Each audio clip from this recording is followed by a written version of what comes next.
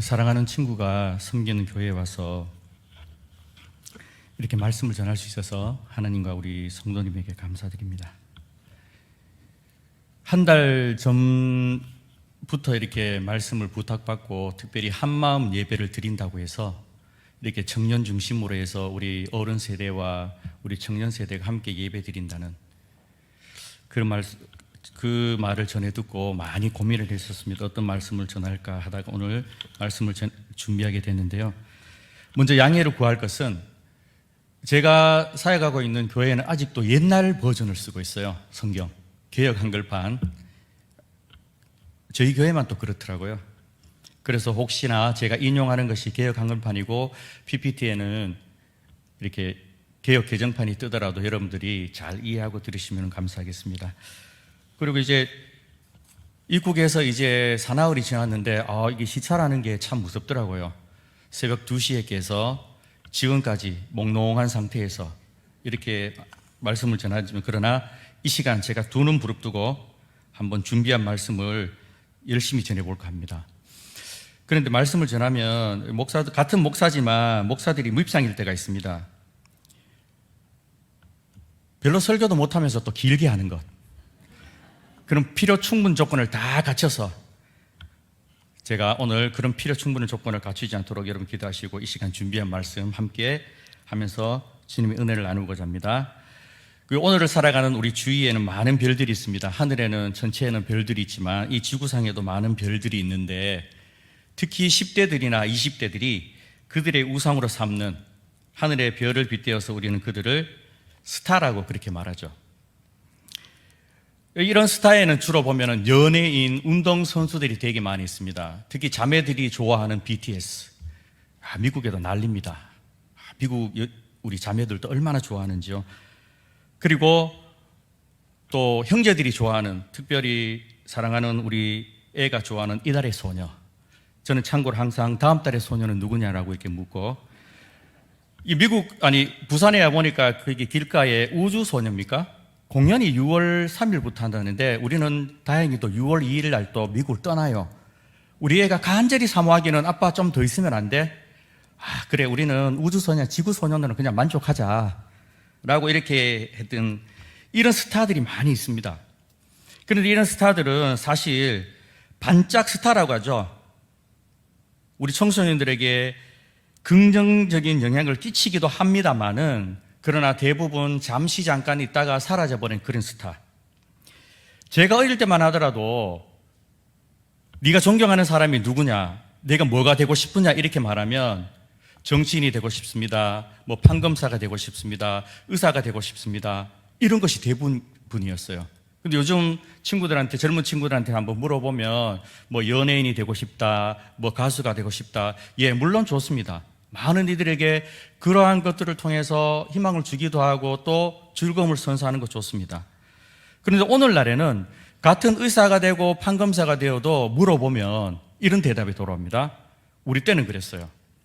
슈바이처 같은 그런 사람이 돼서 정말 헐벗고 가난한 자들에게 찾아가서 한 번도 의사의 손길이 닿지 않는 그곳에 가서 그들을 고쳐주고 치료해주고 또는 인류애를 위해서 살아가겠습니다. 판검사가 되어서 이 땅의 정의를 위해서 살아가겠습니다 라고 이렇게 이야기했었거든요. 그런데 요즘 젊은이들한테 물어보면 왜 되고 싶으냐, 판검사 폼 나잖아요, 의사 돈 많이 벌잖아요, 떵떵거리면서 살 수 있잖아요, 이런 대답이 돌아올 때 상당히 당황스럽습니다. 우리는 김구 선생님을 존경했고 도산 안창호 선생님을 존경했고 노예 해방을 이끌었던 아브라함 링컨을 존경했고 그리고 그 아프리카의 불모지에 가서 의료 선교를 했던 슈바이처 박사님 같은 이런 분들을 존경했던 그런 세대였습니다. 물론 오늘날 세대가 잘못됐다라고 말하는 것은 아닙니다. 그들의 관심사이기 때문에 충분히 존경하지만 과연 그들이 우리 청소년들에게 어떤 영향을 끼치느냐라는 것은 한번 생각해 봐야 한다는 겁니다. 정말 우리 인생의 좌표가 될 만한 그런 인물, 그것이 아니라 나를 섬겨달라고. 그래서 저는 모르겠습니다. 일찍 철이 들었는지 중고등학교 때 친구들 보면 이렇게 자기가 좋아하는 연예인들 이렇게 수첩에 혹은 지갑에 꽂아 다니잖아요. 그러면서 제가 했던 말이 있습니다. 걔가 니한테 밥 먹여주디? 걔가 우리 때문에 먹고 사는 거야. 맞잖아요? 그 사람들 우리 때문에 먹고 살아요. 우리가 좋아해 주니까. 반짝 없어지는, 있다가 사라져버리는 그런 스타가 아니라 정말 스타다운 스타, 별다운 별, 이런 사람으로 살아갔던 사람이 오늘 본문에 나오는 에스더와 모르드게였습니다. 그러나 오늘날에는 별다운 별이 있는 게 아니라 별 볼 일 없는 별들이 참 많습니다. 이 시간 저는 이 에스더라는 한 여인을 소개하면서 이 에스더에게는, 에스더라는 이름으로 우리에게는 더 많이 알려졌지만 사실 이 에스더의 본명은 하다사입니다. 하다사. 별이라는 뜻을 가진 이 에스더라는 이름을 가진 여인. 어떻게 보면 참 연약한 여인이었지만은 하나님의 사명을 따라서 그의 사촌 오빠 모르드게, 그 사촌 오빠였지만은 양 아버지처럼 그렇게 섬기면서 살았던 이 에스더와 모르드게의 이 사건을 통해서 오늘 우리에게 주시는 하나님의 그 의미를, 그 음성을 한번 되새겨 보고자 합니다. 이 에스더서가 가지는 특성이 있습니다. 여러분, 에스더서는 이렇게 잘 설교가 되지 않죠. 뭐 창세기나 출애굽기, 뭐 복음서나 바울서신 이런 것들은 설교가 많이 되어지는데 에스더서 이런 것들은 잘 설교가 되어지지 않는데요. 에스더서에 가지는 한 몇 가지 특징이 있습니다. 첫 번째는 뭐냐면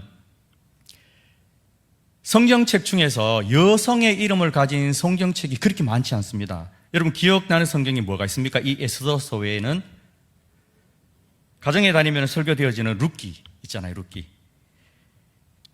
당시에 여성의 이름으로 성경의 타이틀을 가졌다는 거 상당히 파격적입니다.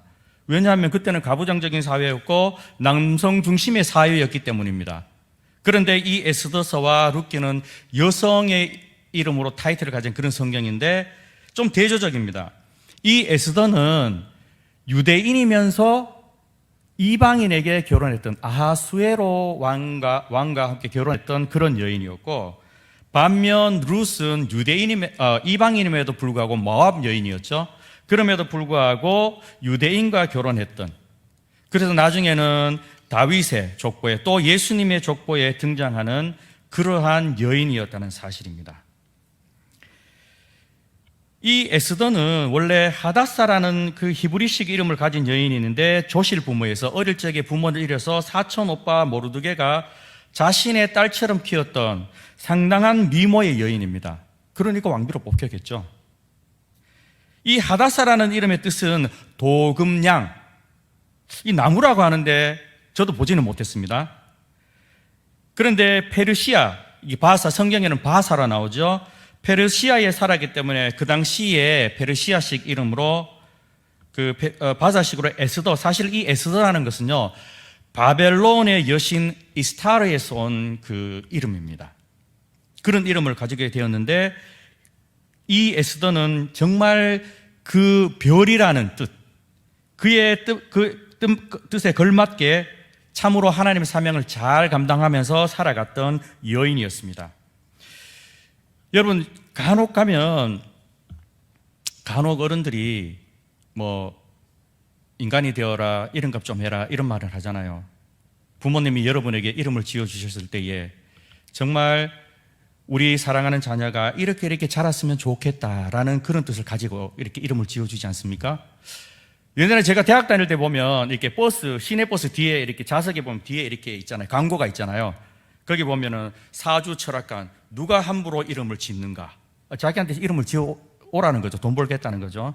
자, 그런데 제가 그 이름 이야기가 나왔을까 제 에피소드를 한번 말씀드리면, 그 목사 이제 30대 초반에 목사 안수를 받고 그래서 이제 교목으로 잠시 나갔던 데가 있었습니다.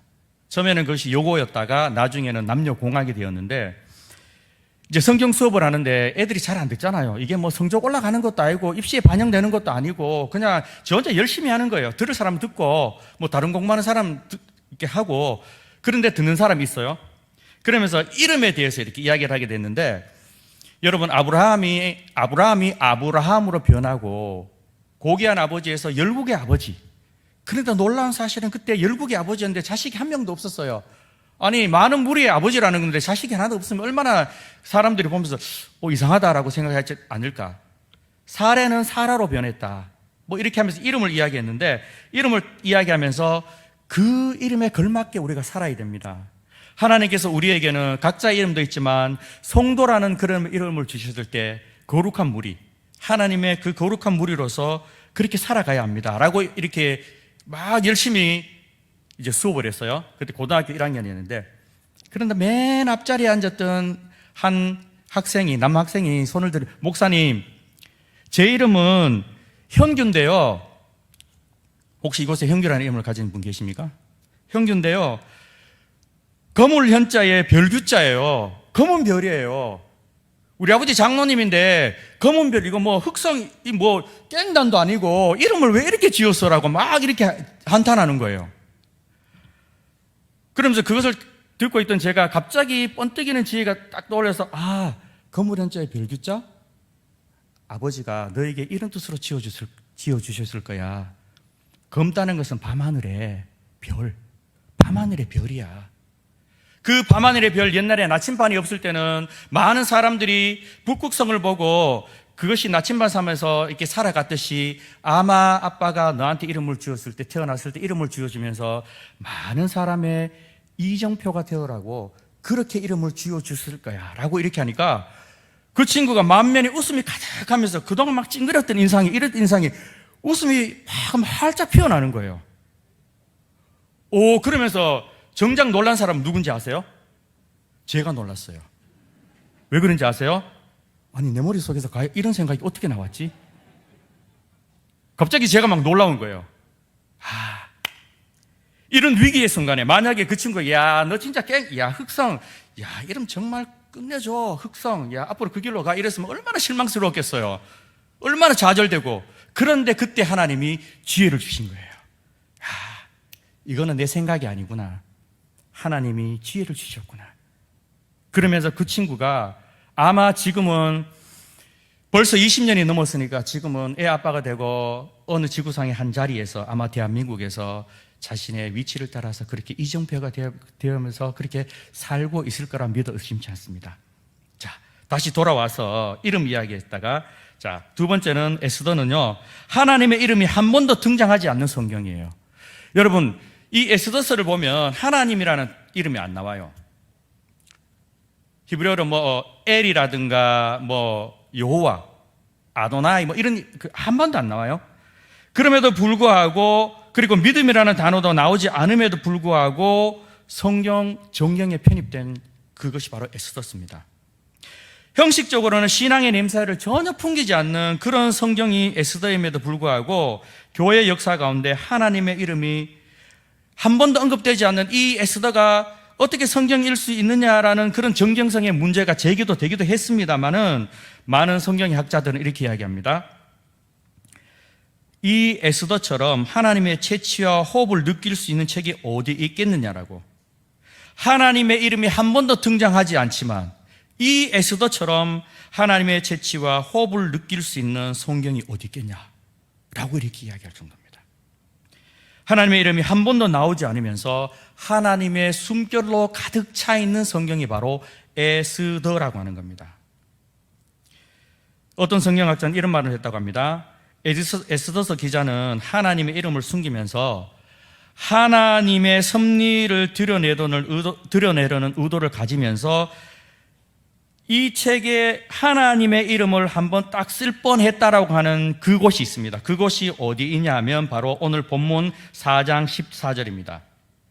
제가 옛날 버전인데 한번 띄워주시면, 자, 이때에 네가 만일 잠잠하여 말이 없으면 유다인은 다른 데로 말미암아 구원을 얻으려니와 너와 내 아비 집은 멸망하리라. 네가 왕후의 위를 얻은 것이 이때를 위함이 아닌지 누가 아느냐라고 이렇게 했는데, 여기 보면 유다인은 다른데, 여기 다른 데를 바꾸면 어떻게 되냐면, 이때에 네가 만일 잠잠하여 말이 없으면 유다인은 하나님으로 말미암아 구원을 얻으려니와, 이때 한번 쓸 뻔했다고 합니다. 쓸 뻔했다가 하다가 안 쓰고 그냥 다른 데로 이렇게 쓰면서 그렇게 성경에 들어온, 이게 정경에 편입된 것이 바로 에스더서라고 하는 겁니다.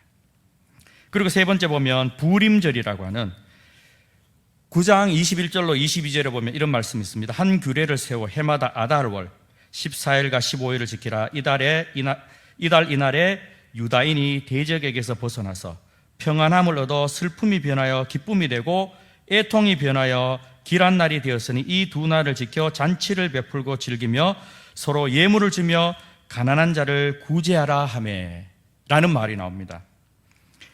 이스라엘이 위기를 당할 뻔한 그런 위기가 한 두 번 있었는데 이 포로기를 빼고도요,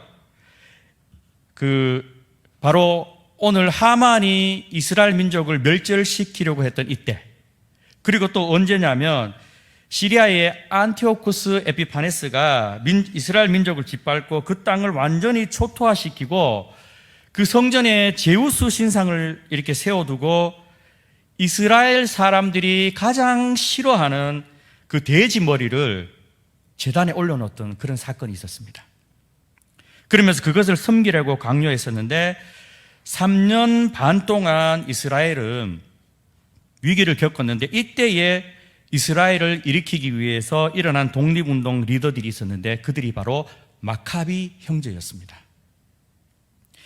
이들은 5 형제들인데 성전을 탈환해서 제우스 신상으로 더럽혀진 성전에다 다시 하나님을 찬양하는 등불을 켜놓았는데 그 절기를 이름해서 하누카라고 이렇게 하는데 그것이 바로 신약 요한복음 10장 22절에 나오는 수전절입니다. 여기서는 제가 하누카 수전절 이렇게도 잘 몰랐는데 제가 살고 있는 그 동네에 가면 유대인들이 참 많아요.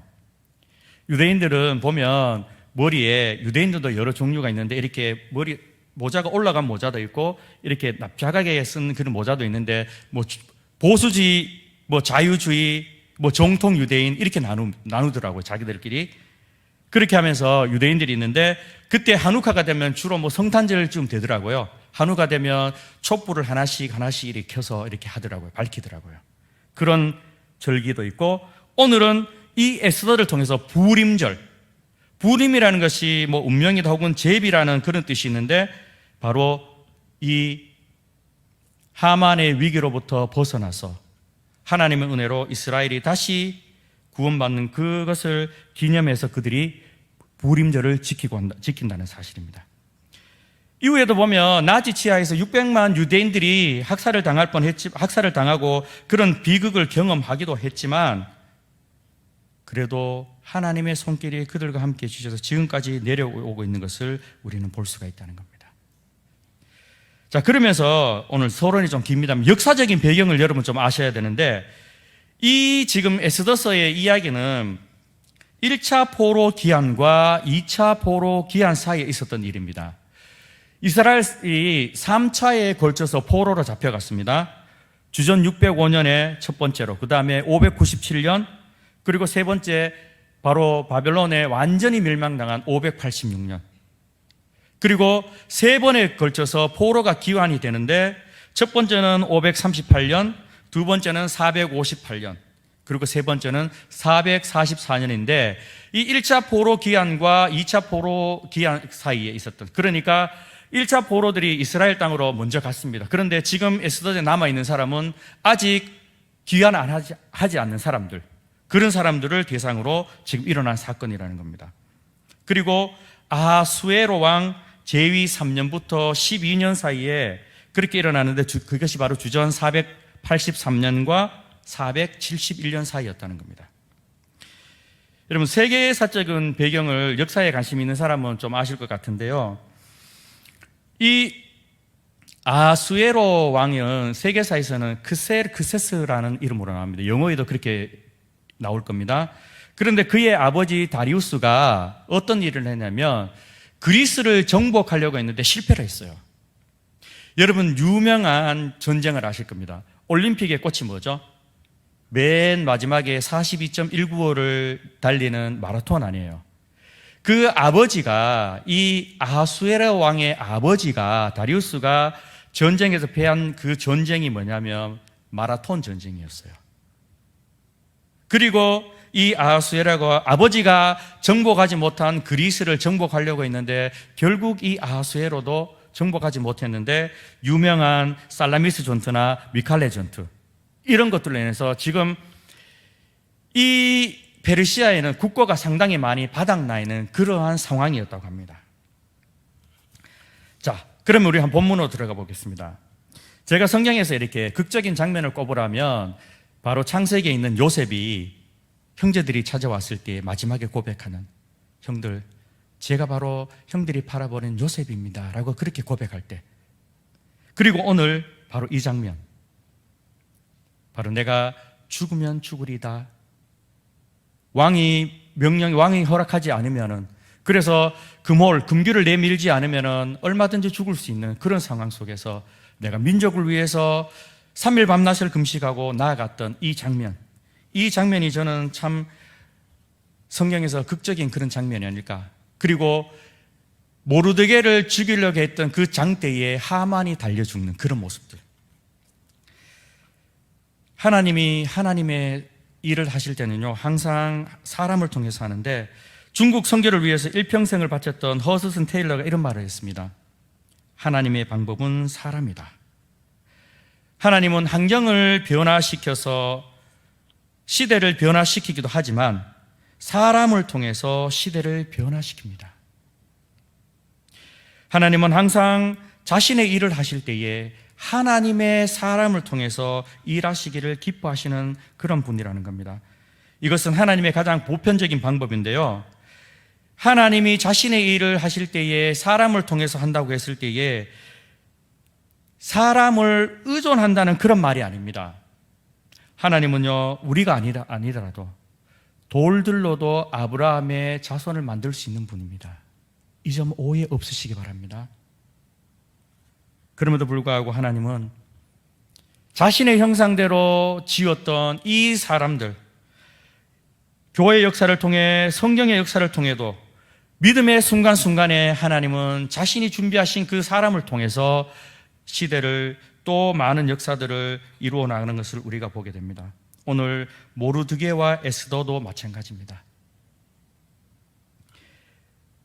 고난과 시련의 때, 위기의 때에 하나님의 손에 붙잡혀서 하나님께 쓰임을 받을 수 있었던 그런 요인들은 과연 무엇이었을까? 오늘을 살아가는 우리가 어떤 자세로 우리가 살아가야 할 것인가? 오늘 모르드게와 에스더를 통해서 한번 잠시 배우고자 합니다. 이 모르드게는 처음 말씀드렸던 것처럼 에스더의 사촌 오빠입니다. 이 에스더가 조실 부모에서 이 모르드게가 자신의 딸처럼 그렇게 나이 차이가 좀 있었습니다. 자신의 딸처럼 그렇게 키웠고 이방의 포로로 잡혀 있었지만 그에게는 믿음이 있었을 뿐만 아니라 시대를 분별하고 지금 이 위기의 때임을 인식하고 있었던 사람이 모르드게였습니다. 1절에 보니까 이런 말씀이 있습니다. 모르드게가 이 모든 일을 알고 그 옷을 찢고 굵은 배를 입으며 죄를 무릅쓰고 성중에 나가 대성통곡했다고 했습니다.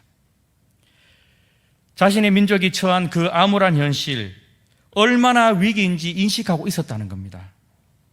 그래서 옷을 찢고 굵은 배를 입고 죄를 무릅쓰고 통곡하는 모습을 볼 수 있는데, 위기의식을 느끼고 그리고 인식해야만이 탈출구가 보입니다. 위기임에도 불구하고 위기인 줄 모르는 사람은 시대를 볼 줄 아는 눈이 없는 사람이에요. 여러분, 정치인이든 목회자든 앞선자들은 앞을 내다볼 줄 아는 그런 시대를 분별할 수 있는 해안이라고 그러죠. 해안이 있어야 되고, 그리고 위기의 때임을 알고 시대를 바라볼 줄 아는, 하나님의 시각에서 시대를 바라볼 줄 아는 영안이 있어야 된다는 겁니다. 위기를 바라볼 줄 아는 것은 중요합니다. 나아가서 뿐만 아니라 하나님의 사람이라면 하나님께 쓰임 받기를 소망하는 그런 하나님의 사람이라면 하나님께 또한 도우심을 구할 수 있는 그런 사람이 되어야 한다는 겁니다. 여러분, 사람은 어려움에 처하면 다 똑같습니다. 어렵다, 힘들다, 큰일 났겠구나, 낫다, 이제 세상 사람들은 죽겠다. 특히 코로나 시대에 소상공인들 얼마나 어렵습니까? 누구나 그렇게 다 할 수 있으면 그거는 사람이라면 가지고 있는, 목사도 마찬가지입니다. 어려움이 있을 때에 어렵다, 힘들다 그렇게 말하죠. 물론 성도들에게는 표현을 안 할 뿐이지. 그런데 우리 성도들은 세상 사람들과 다른 것은 뭡니까? 그냥 어렵다고 주저앉는 것이 아니라 어려울 때 오히려 하나님께 들고 나가고 이 어려움을 통해서 우리에게 주신 하나님 뜻이 무엇인지를 깨닫게 해달라고, 분별하게 해달라고 하는 것, 그리고 도와달라고 하는 것, 그것이 우리 성도와 세상 사람들의 차이가 아니겠습니까? 세상 사람들과 똑같이 우리도 어려움이 힘들면 아이고 나도 어려워 죽겠다, 아이고 나도 힘들다, 나 건들지 마세요, 이렇게 하면 세상 사람들과 우리 차이가 없는 거예요. 위기를 인식하면 하나님 앞에 나아가서 엎드리고 기도하는 사람. 제가 요즘 드라마는 그렇게 잘 보진 않는데 옛날 드라마를 계속해서 몇 번씩 봐요. 저에게 참 이렇게 많은 은혜를 끼쳤던 드라마가 있습니다. 저는 이게 드라마를 보면서도 은혜를 받아요. 저만 그런 줄 알았는데 이 돌아가신 하영전 목사님도 그랬다 그러더라고요. 어떤 분이 설교서를 통해서 하영전 목사님이 허준을 그렇게 잘 봤대요. 왜냐하면 여러분 허준 아세요? 드라마? 허준을 아시는 분은 좀 사신 분이에요. 예. 제가 대학원 다닐 때였는데 90년대 말쯤 돼서 월하 드라마였잖아요. 화요일 날 지나가면 엄청 안타까워서 월요일이 언제 오나 할 정도로. 그런데 저도 요즘 계속 몇 번씩 보는데 그 허준을 통해서 뭘 보냐 하면 그때 당시에 그 허준은 자기가 스승 유이태를 통해서 심의가 되고자 했잖아요. 심의가 뭐냐면 긍휼로서, 사랑으로서 치료하는 의사, 의원이라면 능력도 있고 실력도 있어야 하지만 마지막 한 가지가 없으면 되지 않는다. 그것이 뭐냐? 긍휼, 사랑이다. 이렇게 가르쳤거든요. 그것을 깨달은 허준은 그 스승이 그 병자의 피고름을 입으로 직접 빠는, 지금 같으면 감염돼 큰일 나겠지만 피고름을 직접 빠는 것을 보면서 자기가 이제 내의원에 들어가서 의사가 되어서, 그죠? 국가공무원이죠. 거기 가서 자기의 스승처럼 한 환자도 그냥 보내는 법이 없이 자신의 입으로 피고름을 빠는 모습을 보면 다른 사람도 다 놀래버려요. 그러면서 평생 그가 가졌던 마음, 심의가 된다는, 심의가 되고자 했던. 그래서 하영조 목사님은 그 드라마를 보면서 그 드라마 속에서 예수님의 모습을 본다고 그랬다 말했다고 합니다. 저는 예수님 모습까지는 아니라도 적어도 목회자라면 육신의 질병을 치유하는 그 의원도 저렇게 하는데 목사가 되어가지고 한 사람의 영혼을 우리가 치유하고 위에서 기도해야 되는데 이 목사가 되어가지고 이렇게 되겠냐. 말씀으로도 도전받지만 그 드라마를 통해서 가슴을 칠 때도 있었어요. 그리고 또 어떤 드라마냐면 상도라는 드라마 아세요, 여러분? 이라도 잘못 나가면 계속 드라마 이야기하게 생겼네. 상도라는 드라마도 제가 이렇게 했는데 그 상도라는 드라마 조선 순조 때 있었던 임상옥이라는 사람이 있었어요. 그 드라마의 주제는 이거였어요. 제가 딱 들으면 이게 주제구나. 뭐냐면 그 스승 만상이라는 그 의주, 옛날에 북한 쪽에 의주 있어요. 뭐 옛날에 개성 상인들, 개경, 뭐 경상, 내상, 동네 있잖아요. 그죠? 제가 동네 정가인데 저희 본이에요. 반갑더라고요. 부산은 저에게 익숙하지 않는 동네인데 몇 번 알아봤는데 친구 때문에 오게 되고 갔는데 동네가 우리 본관이구나 하면 되게 반갑더라고요. 그런데 그 임상옥이 조그만 만상이라는 조그매요. 중견 중소기업이에요. 뭐 경상 그리고 뭐 송상, 옛날에 개경에 보면 큰 상인 대기업, 그 대방이라 그러고 여기는 도방이라 그랬었는데 장사를 배우러 갔는데 원래는 통역관이 되고 싶었는데 장사를 배우러 갔어요. 그러면 하루는 자기가 막 공부해서 비단장, 그 6.2라면은 이렇게 녹그릇을 파는 그인데 점원이었는데 비단돈 공부하면서 돈을 빨리 벌었다고 했는데 늦은 밤까지 남아있는데 그때 도방이 사장님이 우연히 지나가다 봤어요. 지금 뭐 하고 있느냐. 녹그릇을 파는 유기전 전문이 뭐 비단 공부까지 하냐? 왜 하냐? 빨리 장사 배워서 돈 벌고 싶습니다 하니까 그때 사장님이, 도방이 이렇게 말해. 그런다고 돈이 벌려질 것 같아? 장사란 말이야. 돈을 버는 게 아니라 사람을 버는 거야. 그때 제가 무릎을 쳤어요. 한 사람 한 사람이 중요하구나. 조선시대 하나님을 모르는 장사꾼도 돈이 아니라 사람을 벌고자 했구나. 그러면서 위기 때가 왔었는데 하는 말이, 장사라면 이윤을 추구하는 게 그게 맞잖아요. 우리가 경제 공부를 할 때도 최소한의 비용으로 최대 효과를 이윤을 창출하는 게 경제 아니겠어요? 뭐 저는 경제를 잘 모르지만, 근데 어려움이 왔을 때 그런 말을 하더라고요. 어려움이 왔다고 원칙을 깨면 그게 원칙이냐? 어려움이 왔을 때 돈을 의지하면 망하는 거야 라고 이렇게 이야기하는 거예요. 그 이야기를 평생 자기의 철학으로 삼았던 이 임상옥이가 어떻게 했냐면, 나중에는 정말 사람을 남기는 장사, 그런데 정치수라는 사람이 있었어요. 그 사람은 원래 양반이었는데 워낙 몰락한 양반이어서 돈에 한이 맺혀서 장사꾼이 되고자 하는 머리는 좋았어요. 그런데 가진 수단과 방법을 통해서 자기가 결국은 경상에 대방, 즉 대기업의 사장이 되는데 나중에 쫄딱 망하게 됐어요. 그러면서 이 임상옥이 조선의 모든 상권을 다 자기 손에 이제 소나기에 넣으면서 찾아갔었어요. 그래서 나라에서 주는 이제 양반이 아님에도 불구하고 양반이 되는 현감 자리까지 얻으며 찾아갔었어요. 그러면서 마지막에 하는 것, 당신 정말 똑똑한 사람이었다. 나는 당신한테 질투를 느낄 정도로 그렇게 했었다. 그런데 당신이 어른을 배신하고 갔을 때부터 내 모든 질투심은 그때부터 극복되기 시작했다. 당신은 참 어리석은 사람이었다. 내가 볼 때는 장사라는 것은 돈을 버는 것이 아니라 사람을 버는 것인데, 당신은 돈을 위해서 쫓아갔다. 당신이 그러할 때 나는 사람을 벌기 위해서 애썼다. 그리고 큰 장사꾼은 일을 쫓는 게 아니라 의를 쫓아서 살아야 한다는 것을 알아야 했다 라고 이렇게 이야기하더라고요.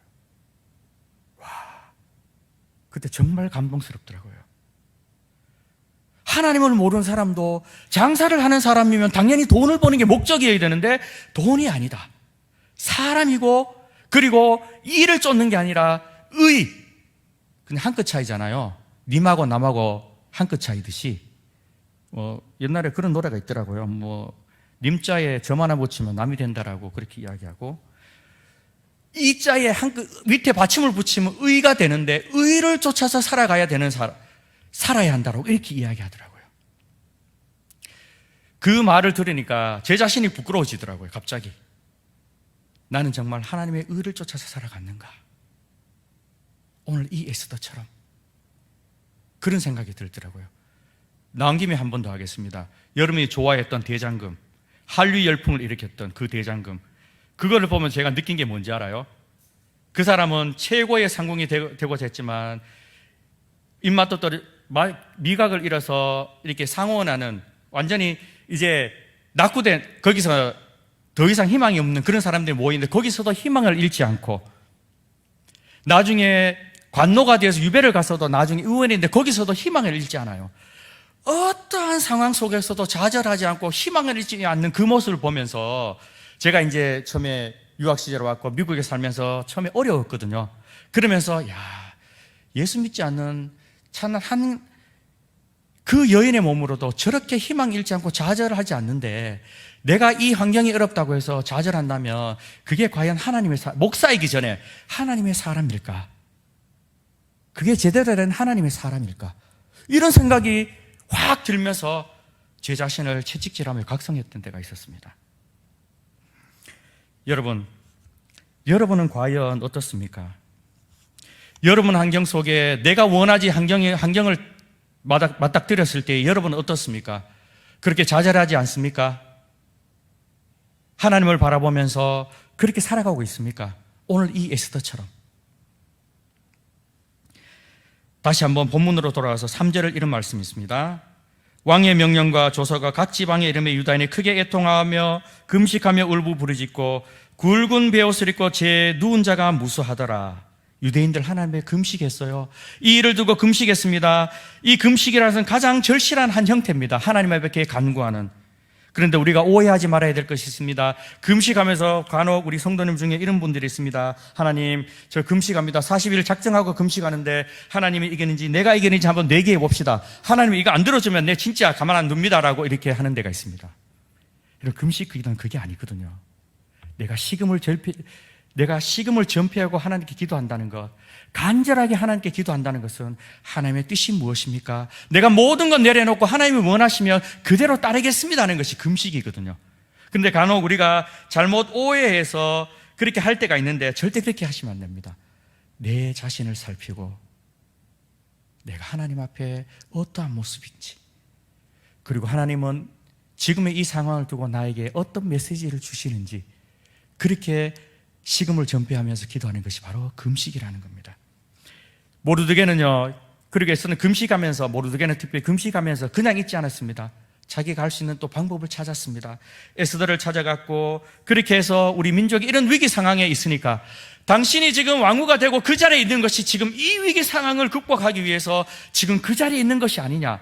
만약에 당신이 이 위기 상황을 무시하고 네 혼자 잘 먹고 잘 살겠다 그렇게 하면 하나님은 다른 데를 통해서 이 위기 상황을 극복할 것인데, 그러면 너는 하나님이 네와 네 앞으로의 모든 가정을 하나님이 멸망시킬 것이다, 이렇게 이야기했다는 겁니다. 여러분, 기도할 때 우리가 인간적인 노력이 앞서서는 안 됩니다. 아무리 인간적인 최선을 다해도 결코 기도보다 앞설 수는 없고, 기도보다 앞선 것은 장기가 될 수 있거든요. 그런 의미에서 우리가 항상 이를 앞두고 하나님께 기도한다는 것, 하나님 말씀해 주시옵소서, 제가 듣겠습니다, 하나님 뜻이 무엇입니까? 이렇게 물어야 된다는 겁니다. 성도들은 고스톱을 잘해야 한다는데, 목사님도 고스톱 치십니까? 라고 이렇게 고스톱 이렇게 하니까 머릿속에서 그림이 왔다 갔다 하시는 분 있죠? 예, 저도 옛날에 고스톱 쳐봤어요. 그냥 모를 때 있잖아요. 그냥 할머니가 옛날에 이렇게 노인분들 미나토 이렇게 치잖아요. 10원 빼 이렇게 하면서, 그죠? 10원 내기. 그러면서 이렇게 고스톱 이렇게 하면서 어떻게 치는 거예요? 또 형 보니까 이렇게 하더라고요. 재미는 있더라고요.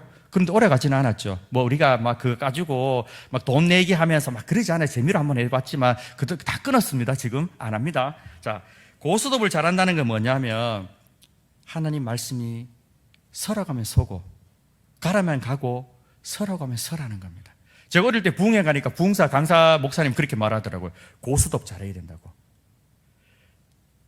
말씀이 가라는 데 가지고 서라는 데는 서야 된다는 것이 바로 고스톱 잘해야 된다는 겁니다. 이렇게 하도치라는 말이 아닙니다. 여러분 또 머릿속에서.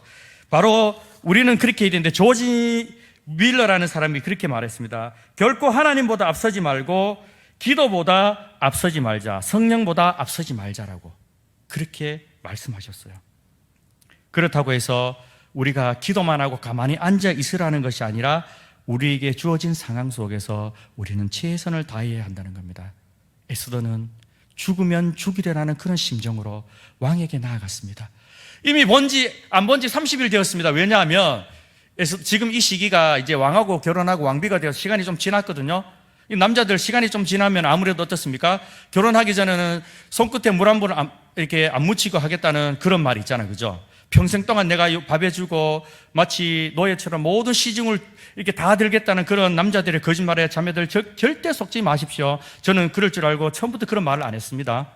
그러나 지금 여전히 제가 모든 걸 감당하고 있지만, 여러분, 이 에스더와 지금 아수르의 왕 사이에 좀 시간이 지났어요. 30일 동안 안 불렀다는 거는 이제 약간 좀 그런 기간이잖아요. 그래서 지금 나가서 왕이 만약에 심령이 비틀려서 금월 안 내밀면 나 죽는데, 그럴지라도 내 나가겠습니다, 죽으면 죽죠 라고 해서 나간 거예요. 그런데 보니까 너무 사랑스러운 거예요. 하나님이 다 작업하신 거죠.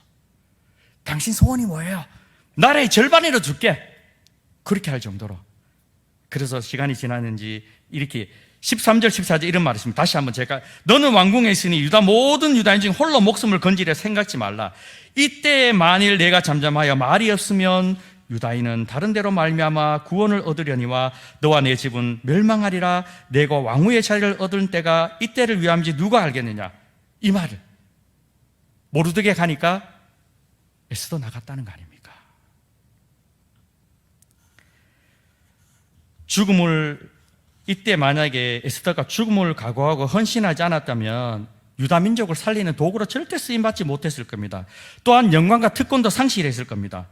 그렇다면 하나님은 다른 방법 쓰셨겠죠?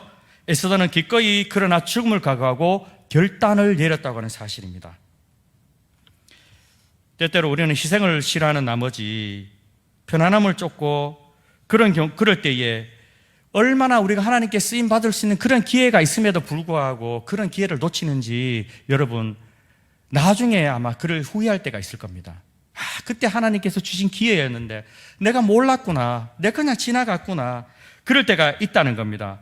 하나님의 일에는 희생의 결단이 필요합니다. 혹 우리는 어떤 모습 가운데 살고 있는지. 에스더는 여인의 몸으로 자신을 던져서 민족을 구원하기를 결심했고 하나님 앞에 쓰임 받았던 그런 여인이었습니다. 이 어둡고 암울한 시대에 코로나 사태로 또 청년 실업의 문제가 많이 지금 대두되고 있다는 것을 알고 있습니다. 제가 얼마 전에 뉴스를 보니까 아마 작년인 것 같은데 부산의 청년들이, 부산에는 이렇게 직장들이 많이 없어서 주위에 일자리 있는 대로 많이 빠져나간다는 그런 이야기를 들었었어요. 참 가슴 아프더라고요. 왜 가슴 아프냐? 내 친구가 거기서 목회하고 있는데 청년들 빠져나가면 이게 청년 사역 참 힘들 텐데 그런 생각이 들더라고요. 없으면 또 다른 생각이 들겠지만 아무래도 땡기니까 그런 생각이 들면서 그렇게 생각했던 적이 있는데 지금 암울하고 나에게 희망이 보이지 않습니다. 환경이 너무 어렵습니다. 여러분, 암울하고 어두운 환경이라고 내 환경을 탓하지 마세요. 남자들이 군대를 웬만하면 갔다 오지 않습니까? 물론 여러분들이 존경에 맞지 않는 우리 김성건 목사님은 군대 면제자예요.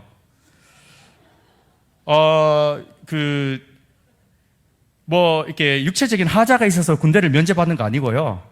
그리고 부정적인 방법으로 면제받은 거 아니에요. 실력자에서 면제를 받은 거예요. 저는 용감하게 군대를 다녀왔죠. 자, 여기 오늘 제 친구가 또 이렇게 멀리서 왔는데 우리 친구는 또 장교 출신, 대위 출신도 있고요. 저는 사병으로 갔고 우리 김 목사는 아쉽게도 이렇게 면제자인데 군대에 가서 그런 이야기를 했었어요. 이렇게 있으면서 고참들 이렇게 군대를 어떻게 표현하냐. 어떤 사람은 같은 환경에도 다르게 표현해요. 제가 있을 때는 30개월 있고 지금 18개월이잖아요. 그죠? 옛날에 방위병, KGB가 봤던 코리아 골든방이라고 해서 그 방위병이 봤던 그 시간, 옛날 생각하면 너무 짧은 거죠. 그런데 이야기를 하면서 이러더라고요. 어떤 사람은 나는 군대 와서 군대 썩는다 라고 이렇게 표현을 하더라고요. 그런데 어떤 고참이 있는데 나는 그렇게 생각하지 않는다. 군대를 계절에 비하면서 상당히 예술적인 기질이 있었어요. 그러면서 군대는 봄, 여름, 가을, 겨울, 이등병, 일병, 상병, 병장, 봄, 여름, 가을, 겨울 계절에 비유하면서 이야기하더라고요. 그러면 저는 제 전공이 철학이었거든요. 그러면서 저는 군대를 한번 겪으면서 마치 인생의 축소판처럼 여겨진다고 그렇게 이야기해요. 왜냐? 훈련병 때는 마치 갓난아기가 걸음마를 배우는 단계고 짝대기 한 개를 달면은 이제 유아 시절, 그 다음에 시절, 어린 시절이잖아요. 2개가 되면 청소년, 또 지나면은 청년 시절, 3개가 되면 이제 군대를 좀 알거든요. 그러면 이제 직장 생활을 하면서 청장년 시절이 되고 중년 시절이 되는 4개가 되면 완전히 이제 군대를 알고 노년 시절이고 말년이 되면 완전히 노땅이에요. 쉽게 말하면. 그래서 이게 어느 정도 짬밥이 되면 이 노땅 진짜 빨리 제대 안 하냐고 막 늙은이 취급을 하거든요. 그러면 마치 인생을 한번 살아본 듯한, 그러면서 그 시기에 맞는 리더십도 배워요. 그래서 결코 이 30개월이 잃어버린 세월이 아니다. 나는 여기서 많은 것을 배웠다. 리더십도 배웠고 여기서 인내하는 시간도 배웠고 결코 썩는 시간이 아니다 라고 이렇게 강력하게 이 연사가 주장했던 때가 있었습니다. 그러면 똑같은 환경이 주어졌는데 어떤 사람은 그것을 기회로 삼는 사람이 있고 어떤 사람은 모든 것을 자포자기하고 좌절하는 사람이 있더라는 겁니다. 여러분 절대로 그렇게 하지 마시기 바랍니다. 그 시간이 하나님께서 주신 나의 시간인 줄 알고 준비하는 사람이 쓰임 받습니다. 그림 한번 띄워주시기 바랍니다. 여러분이 지금 보시게 될 이 그림은요, 어떤 그림이냐면 아시는 분도 있을 겁니다. 여러분 철강왕 앤드류 카네기 잘 아시죠? 그 카네기가 자기의 사무실에 걸어놨던 그림입니다. 이 그림에 보면은 이런 글귀가 쓰여 있습니다. 반드시 밀물이 밀려오리라. 그날 나는 바다로 나아가리라. 물론 한글로 써져 있지 않고 영어로 써져 있었습니다. 자, 영어를 한번 하면 The high tide will come. On that day, I will go to out sea. 죄송합니다. 발음이 안 돼서. 시차 적응이 안 돼서 아직 그렇습니다. 반드시 밀물이 밀려올 것이고 그날 나는 바다로 나아가리라. 이 앤드류 카네기가 처음에는요, 가난해서 이게 뭘 팔면서 다녔는데 어떤 노인 집에 갔는데 저 그림이 확 들어오더래요.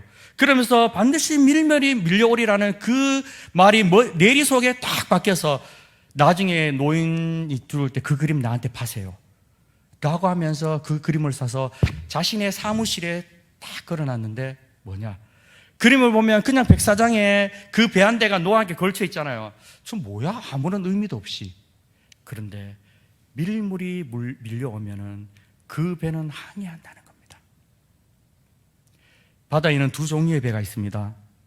목적지를 향해서 항해하는 배와 그리고 목적지를 잃어버리는 표류하는 배가 있습니다. 여러분은 지금 어떤 배 타고 있습니까? 목적지를 향해서 항해하는 배입니까? 그러면은 그렇지 않으면 방향을 잃어버리고 어디로 가야 할지 모르는 그렇게 표류하고 있는 그런 항해 가운데 있습니까?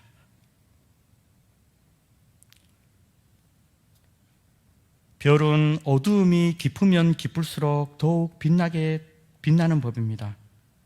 여러분, 특별히 우리 청년 여러분, 준비하십시오.